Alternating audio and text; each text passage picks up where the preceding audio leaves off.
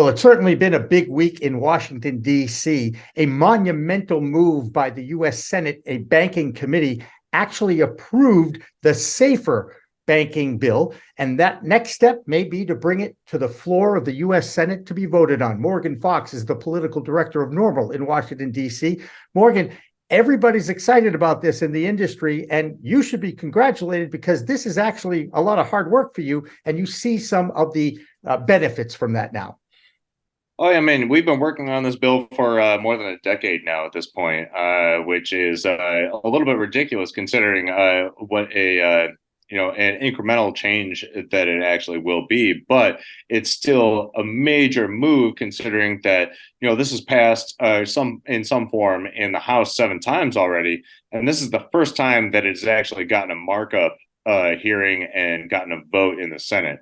And now we're hearing that hopefully we will get a full floor Senate vote on this legislation and have it combined with the HOPE Act, which would provide some funding for state and local officials that want to expedite expungement efforts for low-level cannabis offenses, as well as the Graham Act, which would protect Second Amendment rights for cannabis consumers. And we're hoping to see that on the floor as soon as the end of October. Now, the big question is, what if the government shuts down in the next 72 hours or so? What impact might that have on this moving forward? It's the $1 million question, but at the same time, everybody, despite the fact that the government might be shut down, people in government are actually still working, at least in my experience. Mm-hmm. Now, they might not be able to take public meetings or anything like that, but at the same time we are still trying to get work done.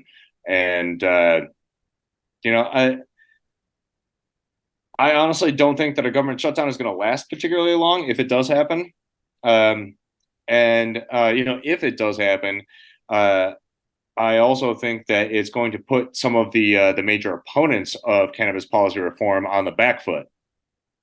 And we'll have to see how that all turns out. Now, there's all sorts of infighting going on in the Republican Party right now, both on the political trail and in the trenches where you operate. What impact might that have on moving this bill forward? Well, I think that if you really look at it, very little of the infighting is actually focused on cannabis policy. So that's a good thing. And it means that everybody on both sides of that debate are going to be looking for potential ways to try to bolster their public support and bolster their position with their constituents. And when you look at the polling for cannabis, I mean, it's pretty much one of the most widely supported issues that you could possibly find, regardless of what party or political bent that you're looking at. I won't say this for sure, but I think that cannabis policy reform could potentially represent a way for folks on either side of this divide within the Republican Party to be able to gain a little bit more leverage by supporting it.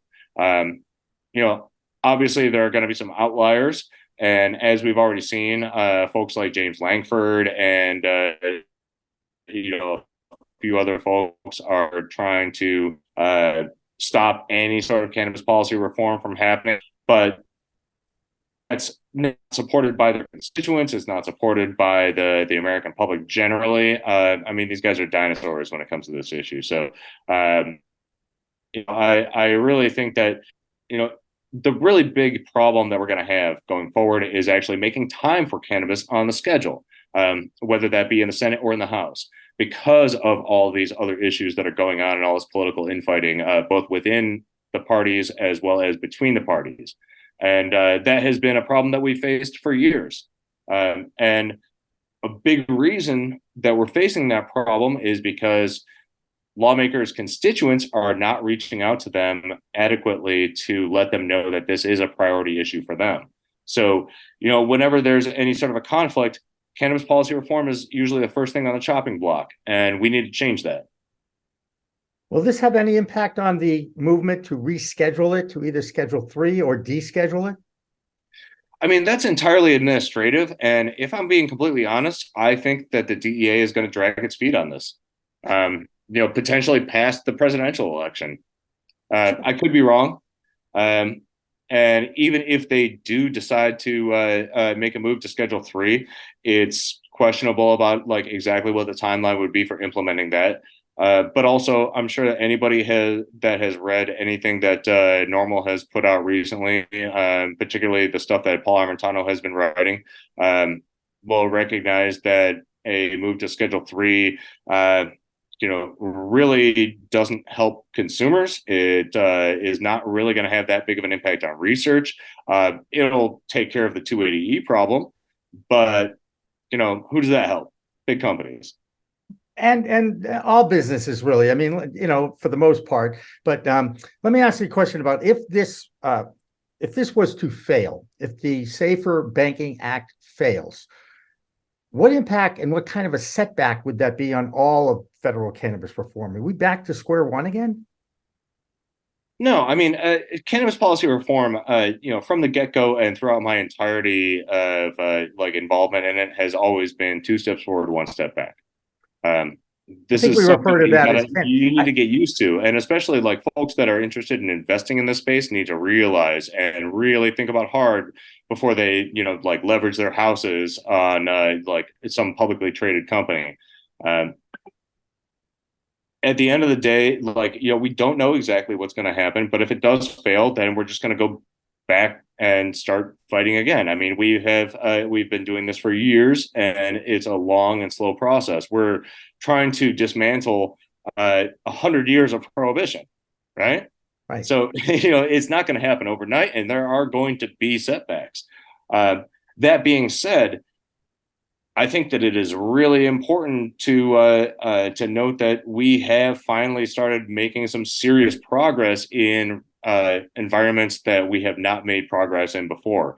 That doesn't mean that we're going to be assured of victory tomorrow or even in this current Congress, but we are making strides. And that's a lot more than what has happened in previous years. So, I think it's, tempered expectations, but optimism is, I think, really called for.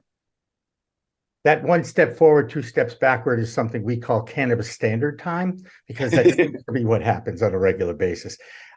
Hey, as usual, Morgan, thank you so much for joining us on a regular basis, and also when there's breaking news out of Washington, D.C. Well, I also want to, while I've still got a little bit of time, take your time. Last week. Yeah, tell me. Because in the House, we saw the passage to the House Oversight Committee of the Cure Act, which admittedly got watered down. But this legislation, as amended, would protect applicants for federal employment or for security clearances from being discriminated against for past cannabis use. Now, as originally written, it would include current cannabis use as well as an appeal process, which I personally wrote. And unfortunately, that got stripped out.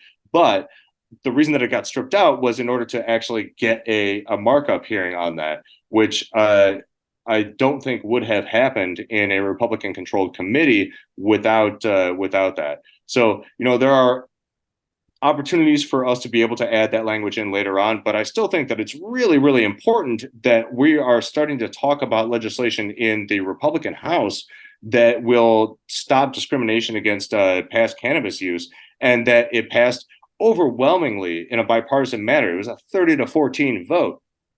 I mean, that is honestly mind-blowing in our current Congress on the House side. And the fact that that was able to slide through with that vote, and that it is currently making its way to the floor, is a huge deal, and I think a really good sign for other incremental measures like safer banking and like the various veterans bills that are currently on the floor, as well as for attaching things like Graham and Hope to the Safer Banking Act. So, I mean, I really think that